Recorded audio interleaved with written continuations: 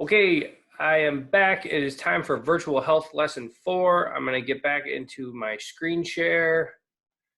We are going to talk about 2 topics today. Normally would take several class periods. I'm condensing them, combining them for your benefit. Your questions that will be posted. Virtual health lesson 4 come in 2 parts. Part 1 is about this guy named Maslow and his hierarchy of needs. There's 4 questions there. Part 2 is financial wellness, which is 6 questions. Now, normally, Maslow would be an entire day of a lesson, 72-minute lesson, right? People complain about these being too long. The longest video I've made is 28 minutes. We normally have class for 72 minutes. Not that long. 1. 2, this second part, the financial wellness, would have been done over several class periods, and I would have had a project with a spreadsheet that went with it. I'm not doing that. Getting rid of it, I'm condensing it, making it easier for you guys to do at home. So with that being said, let's not waste any time. Let's talk about this guy named Maslow. So Maslow's hierarchy of needs. There is this chart, or he uses a triangle, and he talks about how independent a person is, how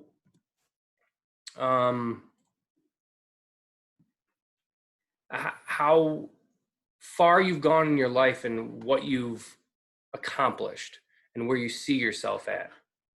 Now, who is this Maslow guy, right? So Abraham Maslow, he was a psychologist who, he was a smart guy, and he came up with his hierarchy of needs. He said that this is what people need, or what they need to accomplish in life to have a sense of completeness or fulfillment in their life, right? So we're going to take a look at that today. Let me go back and reshare my screen with you because I stopped sharing it. And let's get back in the slides. So your first question on your virtual health. I just accidentally hit that.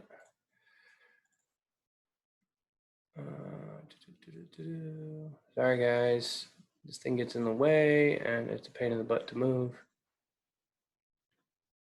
Hide. There we go. Okay. So, virtual health. Question 1, what's the difference between a need and a want? All right, so that's something that I would have given you for a do now in class. What is the difference between a need and a want? Think about that. Pause the video. Answer that question number 1. Question number 2, I want you to define 2 terms, a hierarchy and motivation. Hierarchy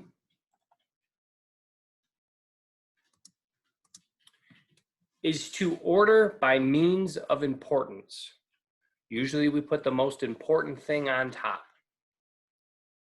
But Maslow said, like we do with the food pyramid, which we don't even really use it much anymore, but in any type of, let's say you're building a house, the strongest part of the house needs to be a foundation, right?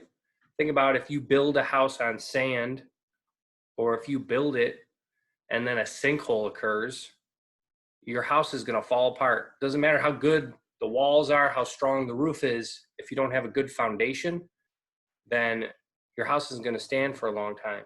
So he puts his most important or his most basic needs on the bottom in his pyramid. And you'll see that pyramid. Hierarchy. Motivation. Motivation, the reason or reasons one has for acting or behaving in a particular way. So anyone who does anything in their life hopefully is motivated by something. There's a reason that they've done that. Now, when you do something good, what's your motivation? Why did you hold the door for that elderly person, right? Because it's tougher for them to hold a big door open, and you want them to be able to get in. It's a nice thing to do, right? That's your motivation.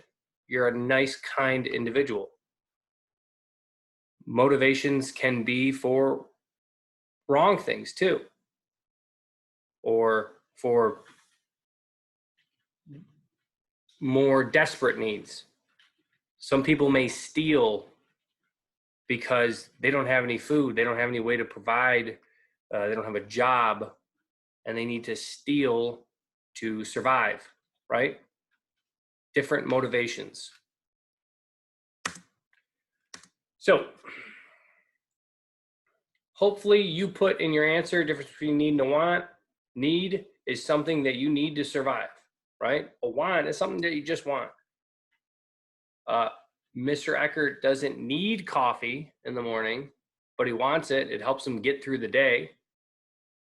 But I definitely need to eat breakfast. Otherwise, I'm not functioning at my highest, right? And I can't be a good teacher. So let's watch a short little video here, and then we'll look at the pyramid.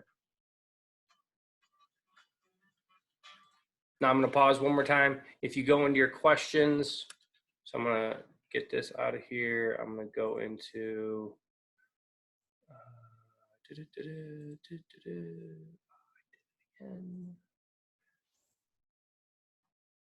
I'm struggling today with this.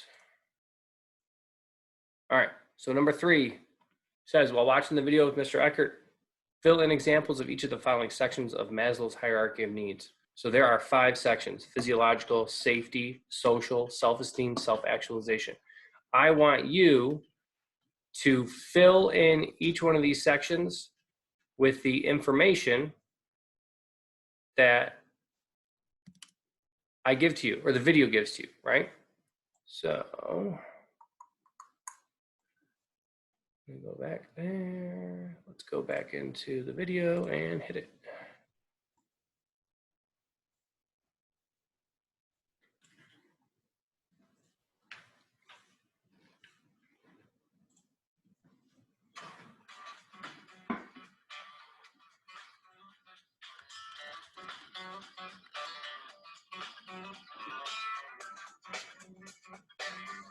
Go full screen with it.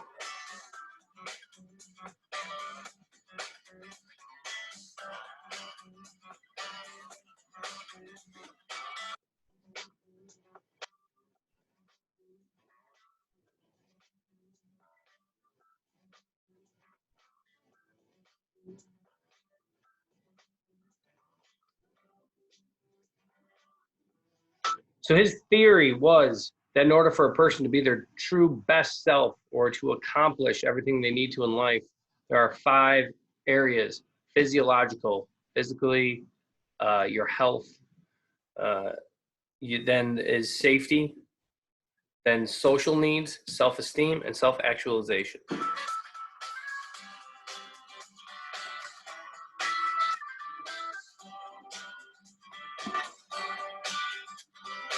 Notice with his pyramid, he puts the most basic things on the bottom. You need that foundation of basic needs: food, water, recreation, if you will. Then your safety needs, social, esteem, and then this thing we call self-actualization. What is that, Mr. Eckert? I will tell you in a minute.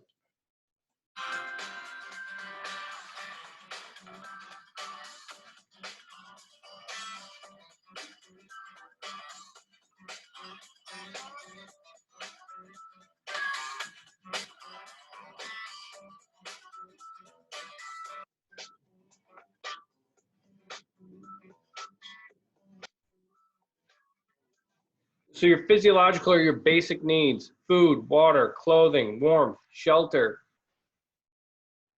Go back into virtual health lesson 4 questions.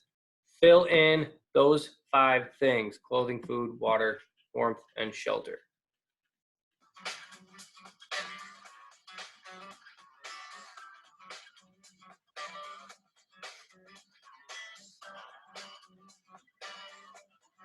Safety needs, things that keep you safe: security, stability, physical security, health, and then freedom of, I'm going to move this, freedom of fear, right? Pause the video, write these 6 things down.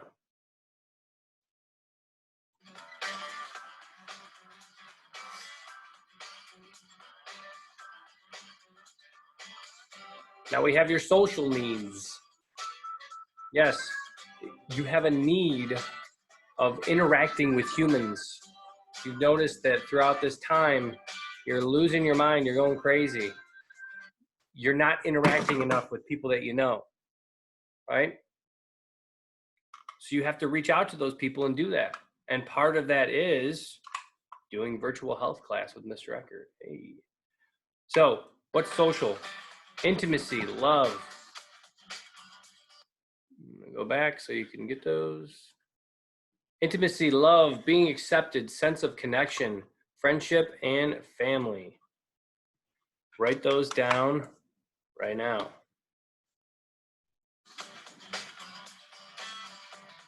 Next, self-esteem.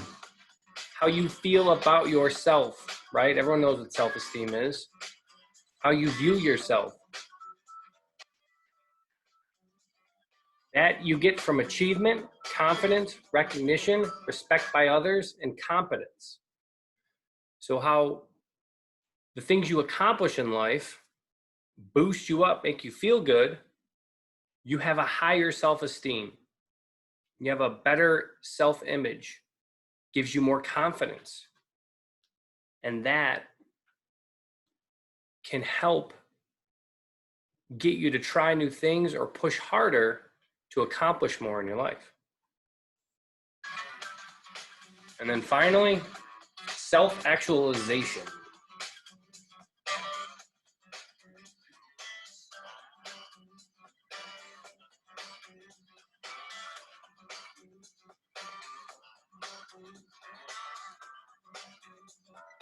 This is when you get to a part of your life where you've like figured it out. You have a purpose. You've reached your inner potential. You understand what you're good at and you go for that and you seek out a career, a family that will satisfy and match up with your potential or your skills, if you will. And then you reach this personal satisfaction. You are able to have a creative mindset and do things and explore new things. But you can't do this until you've met or achieved all the things below that. Think about this. If you didn't have food, water, shelter, you would be worried about those things. You wouldn't be able to reach your self-esteem needs and then eventually self-actualization.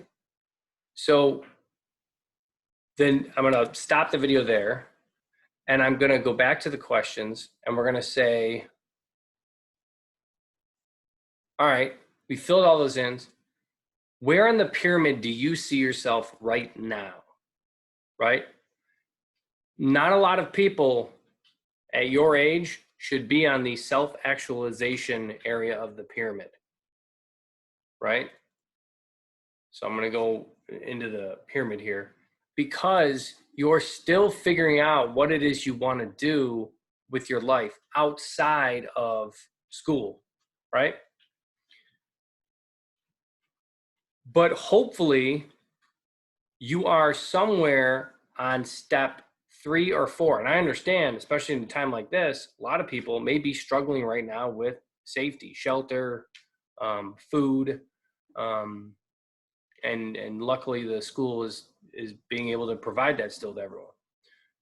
But hopefully you're at a point where you are working on your self-esteem, you're accomplishing things, you're almost getting done with high school and getting a diploma, and then you can start and choose what you want to do with your life. So write that down. Question number 4, where in the pyramid do you see yourself? Now that's part 1 of this 2-part lesson today. Once we talk about those needs and we talk about where in the pyramid you see yourself, let's talk about financial wellness and let's talk about your future.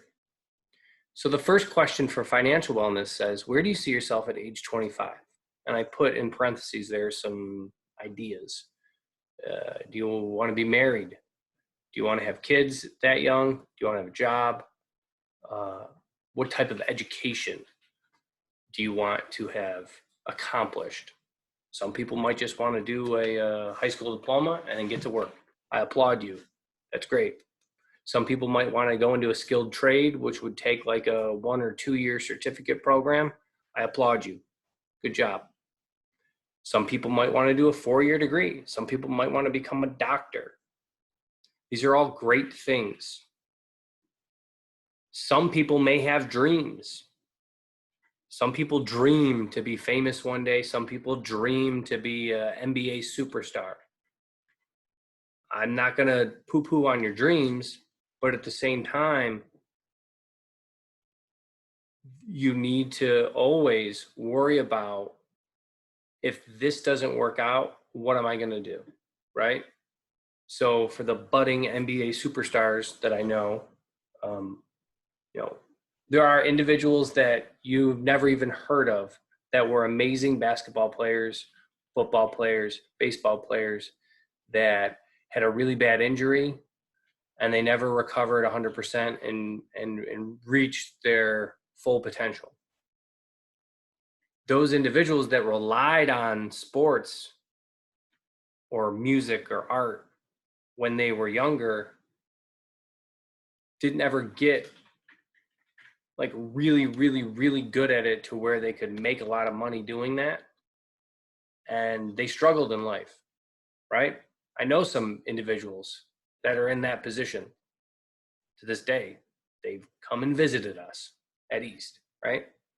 So I want you to put where you see yourself at age 25, but I want you to be realistic. I want you to tell me about your goals, not your dreams, right? Now, if someone asked me where do you see yourself in 10 years, I'd be able to tell them a little bit of where I hope to be, but obviously I'm not going to have all the answers. I don't want you to have all the answers, but think about it. Number 2, I want you to define some terms. So I'm going to go into my next PowerPoint slide. I'm going to go right to the definitions. There's several definitions here, and we're going to shorten them. The first one, budget. So when you get older someday and you have expenses, you're going to hopefully have what's called a budget. And that's an estimate of income expenditure for a set period of time. Write that definition down for a budget. So whatever job you get, whatever career, that's going to come with some pay, hopefully. If you do really well at it, hopefully you're going to get some raises, you're going to get paid more, right? But that money that you take in, you have to do stuff with it, right? You got to pay bills. There's bills that your parent or some of you may already start to worry about, like a phone bill. But there's a lot of bills that you don't even think about right now. So that's your budget. You have to think about how much money I'm taking in and what I got to do with it and how much money I'm going to have left over to do fun things, right? Next one, unanticipated expenses. So we're going to shorten this one a little bit. You don't have to write this whole big definition. Expenses that come up that are important and relatively expensive, but you weren't expecting them. So shorten this, expenses that come up that you weren't expecting. That's it.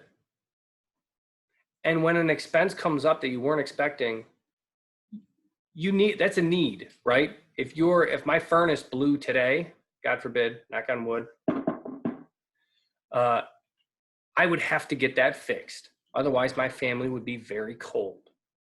So that's not something that I'm anticipating on happening, but it could happen as being a homeowner. When you get older, hopefully you're going to own a house someday. These are things you have to think about. Then we have these things called fixed expenses. That's an expense that will be the same total amount regardless of changes. Fixed expenses can be car payments. They can be insurance payments, as long as you don't drive poorly and make a lot of bad decisions, your insurance will stay relatively the same. It can be a water bill. fixed expenses. Now, variable expenses that can change depending on your use of products or services, that's something like RG&E, so your gas and electric. There are some months that I pay a little bit more for gas and electric than other months. There are some months that I pay a little less. Spring, fall are those months that you pay a little less because you can like keep the windows open. You don't have to run your furnace or air conditioning for long periods of time. These are expenses that change. So what's my next question? Define the words. It says, what's the career you want for yourself? So I want you to think about the career you're thinking about going into right now. And if you're not thinking about that yet, you better start thinking about it, because it's a thing you want to think about now, figure out by the time you get in your senior year of high school, and then go for that, right? It might be college, might not be college. That's independent on you. That's what you want to do, what you're best suited for, right? But you should start to think about it now. So I have this website. You're going to tell me the career you want for yourself, but no music diva, superstar, NBA basketball player, MLB baseball player, none of that stuff. Give me an occupation, give me a job, okay? And number 4, it says go to this website, www.bls.gov. I'm gonna click on it right now. And I want you, so this is a US Bureau of Labor Statistics. This is a government-run website. And in this website, you can search any career you want. And you can find out about it, right? So a really good career right now to think about is a nurse, right? So I'm going to type in registered nurse, because there's 2 types of nurses. I'm going to put that in a little search box, and I have all these hits that come up. So I'm going to hit the top one that says registered nurses, bls.gov, and it's going to give me this really nice page with multiple tabs that tell me everything I want to know about this career. Okay, so you're going to pick your career, you're going to search it in the search box up in the right there. You're going to go over to your questions, and I want you to fill in this information, but I'm going to tell you how to find it within that page. So the first thing I want you to tell me is its income in the lower 10%.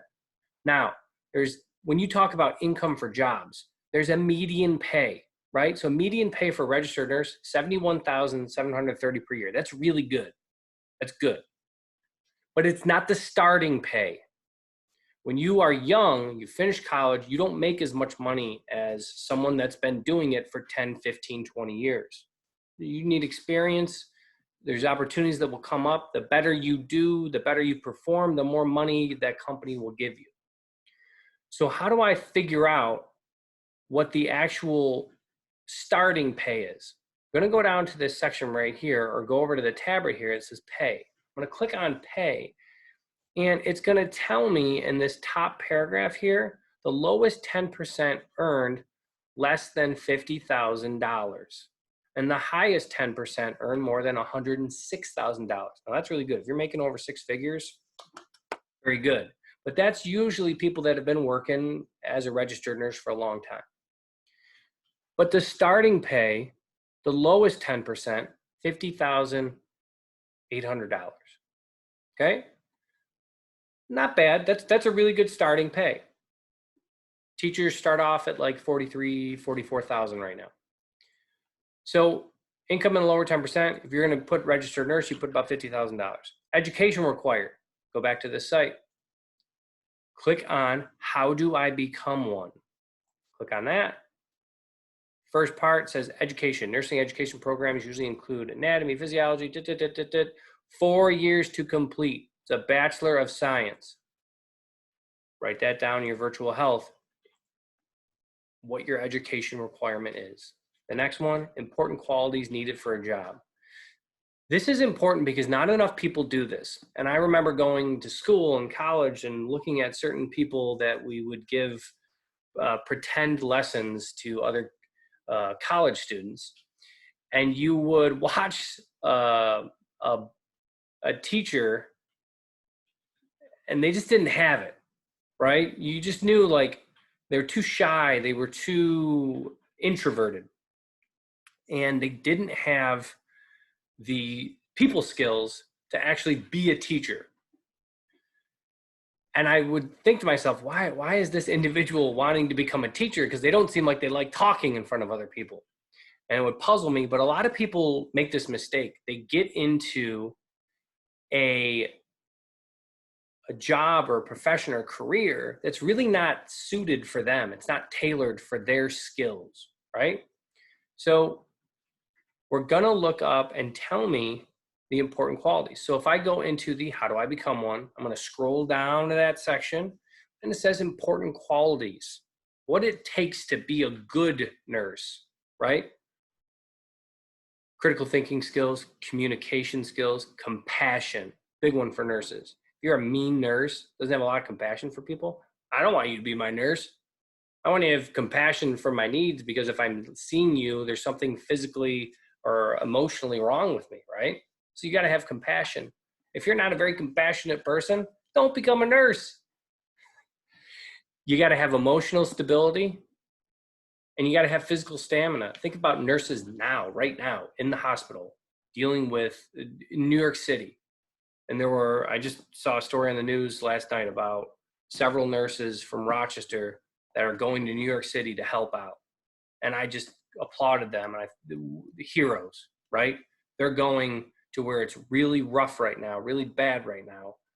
And they're going to put themselves at risk to help other people. That takes a lot of emotional stability and physical stamina. Those are skills that are required to be a really good nurse. You can be a really bad nurse, but you're never going to get into that really good pay of a nurse, right? The last one I want you to tell me is the job outlook or growth over the next 10 years. Now that's really important, because I've told you about my little brother. I'm going to bring him up again. Sorry, Tim, to pick on you. But if you go into a career and you never look at the outlook or the opportunities you'll have when you finish college, then you may be in a place where you have $80,000 to $100,000 or over $100,000 of student loan debt, but not be able to get a job in what you just finished school for, right? Bad decision. Bad decision, Mr. Eckert's brother, right? Bad decision. So let's go into the job outlook section here.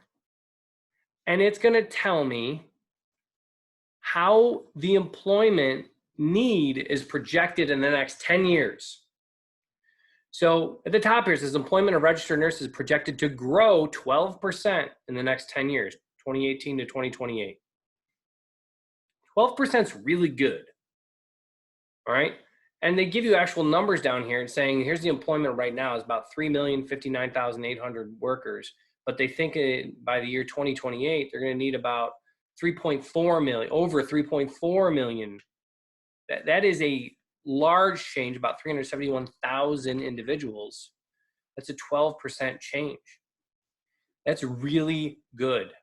The job opportunities are going to just keep growing in the healthcare field, right? Think about all the urgent cares that you see popping up all over the place, like wild. There were like weeds popping up everywhere. Everywhere you go, there's a new urgent care being built.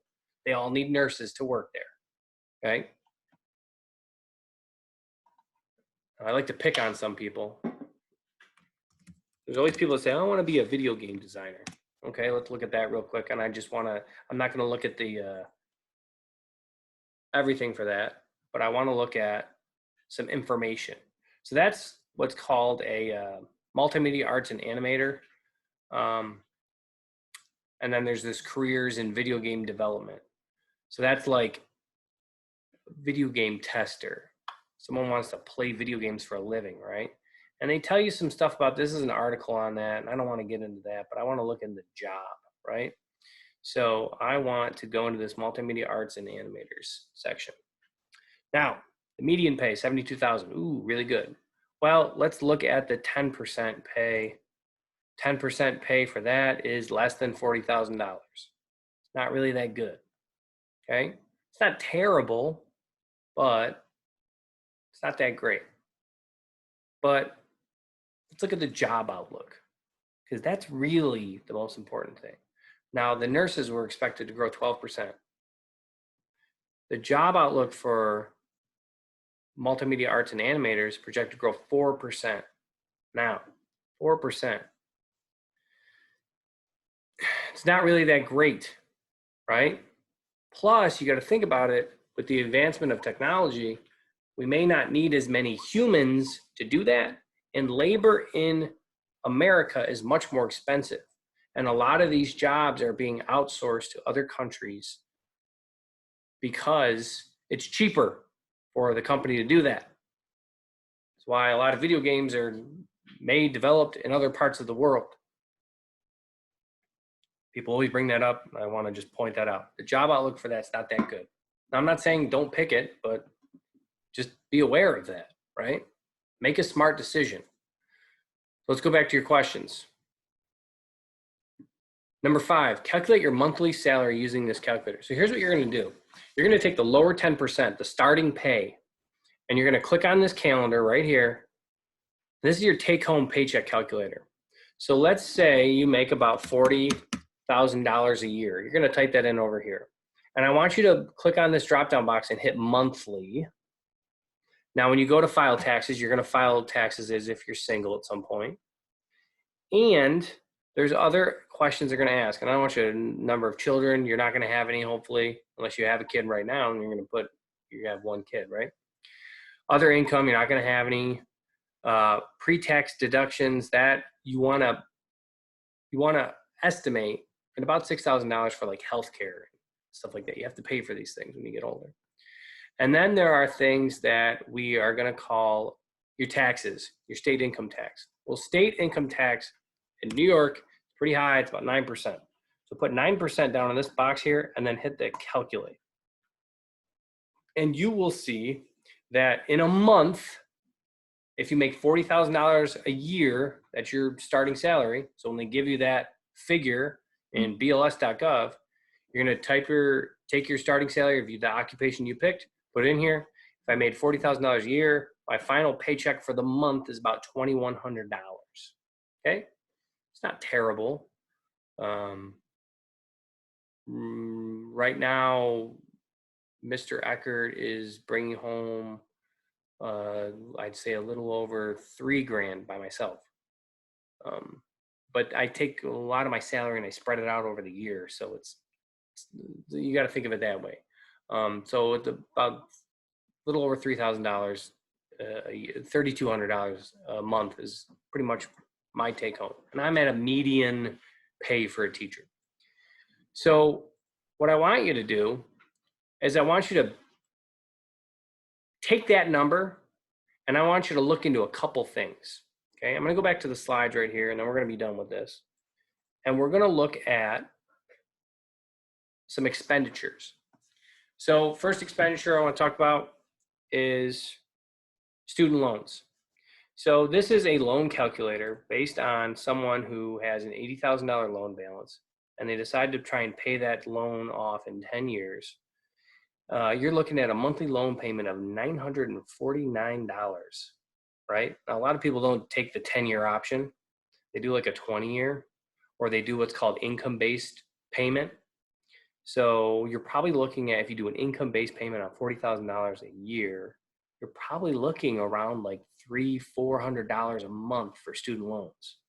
So take your $2,000, subtract $400 from that, right? You're now at $1,700 for the month. Well, these other expenditures too, RG&E, about $150 to $200, right? Well, that puts you down around $15 to $1,600.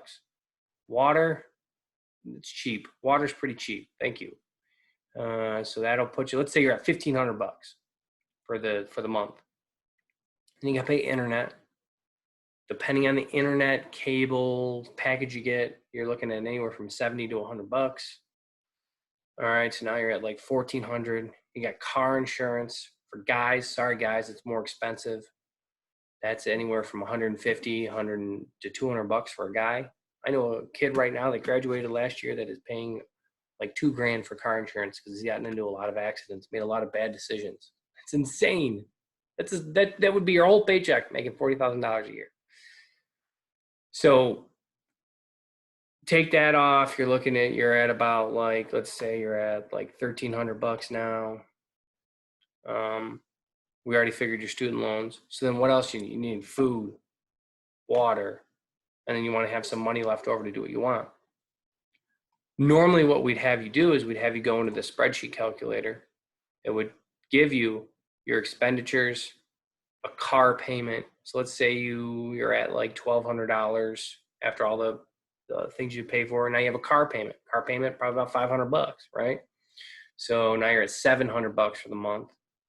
It's usually about like $30-50 a week in gas, depending on where you drive. You got medications. You have leisure money, right? What I want you to start thinking about is looking at some of these expenses. And I'll share this link with you, but I'm not going to have you do this budget because this was going to be the multi-day project. As I want you to think about the salary that you have, the starting salary that you're getting into. And I want you to tell me if that's going to give you enough money to do what you want to do and pay your bills. Okay, fair enough? Now, if you're getting out of college, you're going to make, let's say, $15 an hour. There's a way you can figure out how much money you're going to bring home over the year or over the month, right? And you can do that by, there's another pay calculator that you can find on this site, is a budget calculator, and you can put in like how much money you're getting paid, not just a year, but like hourly, right? If you work 40 hours a week, you can put in $15 times 40, give you a amount you're working, and go from there. But so the whole point of this lesson is to really think about where you're at right now, where you're going, and what you want to do with your life, right? So if this went a little long, I apologize, but the last question you're going to ask based on your research and Mr. Eckert's advice is the career path you want a good choice. Explain why or why not, right? So 10 questions total, 2-part lesson. I'm going to post one more question/assignment because we have what's Unit 3 assessment coming up. So like this is it for Unit 3. Unit 3 is done. Everything we talked about, we would talk about if we were in school, we've talked about. And we're at the end. So we normally had a Unit 3 assessment that you did over like a test that would happen over the course of 1 to 2 periods, depending on how long it took you. And that was a pretty big grade. We're going to post that as like a daily question. And you're going to answer that question, and there's like 5-6 of them. They're going to do over the next couple of weeks. Going to spread it out, make it a little bit easier for you guys. All right. I'm going to have some health office hours. I'm going to do that tomorrow, probably at like 12:30. It's a good time for me because my daughter that I'll have tomorrow will be taking a nap around 12:30. So I'm going to have some health office hours tomorrow. Stay tuned for those. All right, guys. Talk to you soon. And I'm going to share this. I'm going to get out of this screen here. And